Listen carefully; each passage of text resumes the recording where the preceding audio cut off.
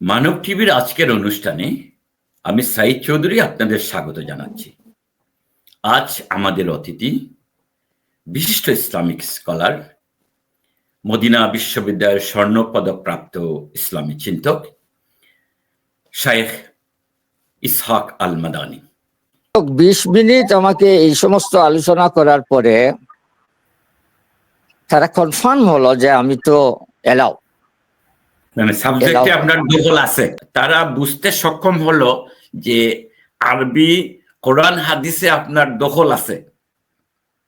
আলহামদুলিল্লাহ, যেটা তারা কনফার্ম হল, ফুললি কনফার্ম হল।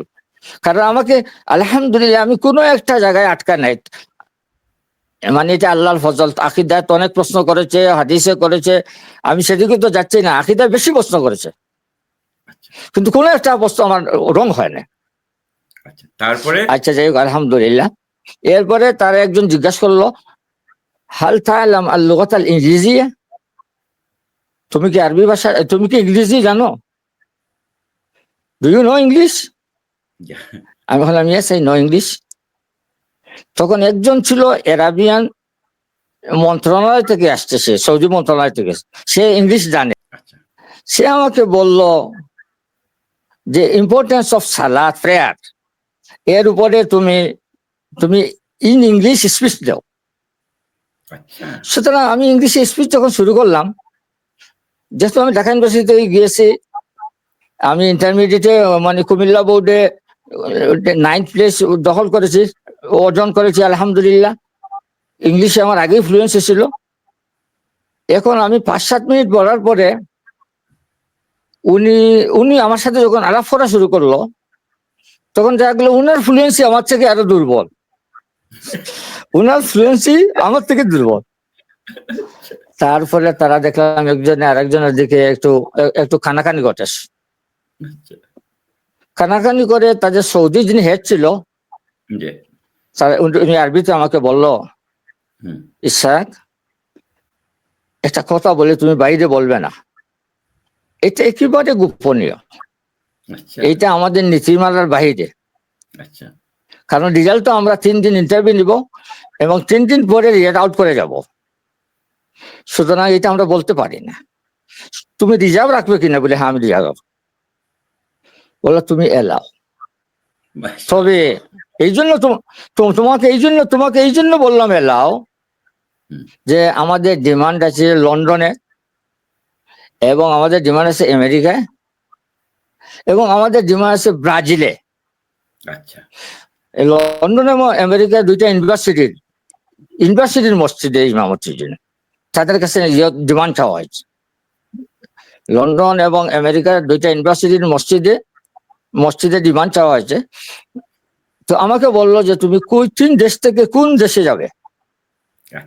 তারপরে একজন রসিকতা করে বললো, যেহেতু তুমি তুমি তুমি বাংলাদেশি, এবং জিজ্ঞাসা করেছে সিলেটও দেখছে, আমার সার্টিফিকেটে মানে আমার বিভিন্ন রেকর্ডে সিলেট দেখেছে। তাই বলছে সিলেটে তোমাদের আরেক মানে দ্বিতীয় ল্যান্ড, সেকেন্ড ল্যান্ড। তুমি তো নিশ্চয়ই লন্ডনকে ইয়ে করবে, প্রেফার করবে।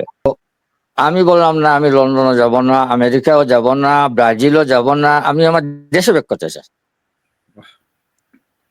What is this? তারা অ্যাস্টনিশ, তারা মানে ইয়ে হয়ে গেল, মানে অবাক হয়ে গেল। একজন বাঙালি ছেলে সে যাইতে চায় না, সে যেতে চায় না। আমি ইন্টারভিউ হেড আমাকে জিজ্ঞেস করলো, কেন তুমি যাবে না? আমি বললাম যে আমার আব্বা বৃদ্ধ, আমার আম্মা বৃদ্ধ, আমাকে শখ করে পড়াইছেন। আমরা 2 ভাই, আমি বড় ভাই এবং আমার ছোট ভাই একজন প্রকৌশলী, উনি কুয়েত থাকেন।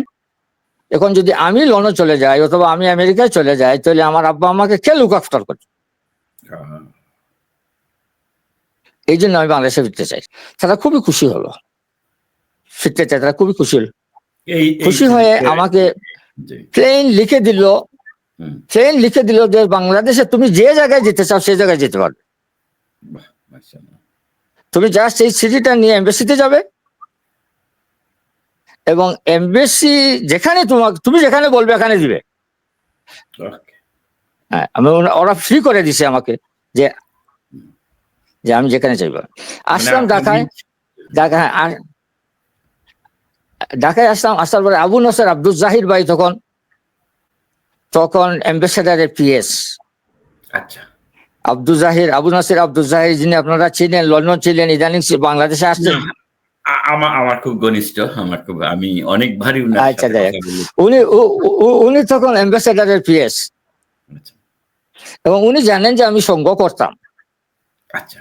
কারণ আমি মৌলানা মওদুদ সাহেবকে দেখেছি পল্টনের ময়দানে। উনি যেতে পারেন নাই, কিন্তু ইডেন বিল্ডিং এ তিনি বক্তৃতা দিয়েছেন, বক্তৃতা শুনেছি।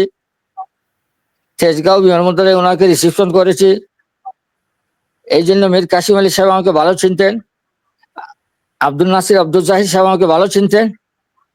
ওই দুইজন বসে আমাকে জিজ্ঞাসা করলেন যে তুমি সিলেট চলে যাও।